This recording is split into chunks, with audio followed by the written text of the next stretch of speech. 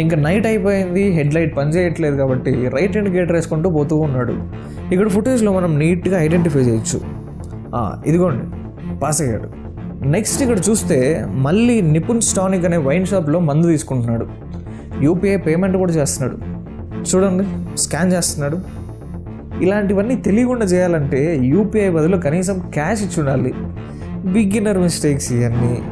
ఇప్పుడు చూడు, UPI check చేశారు, దొరికిపోయా.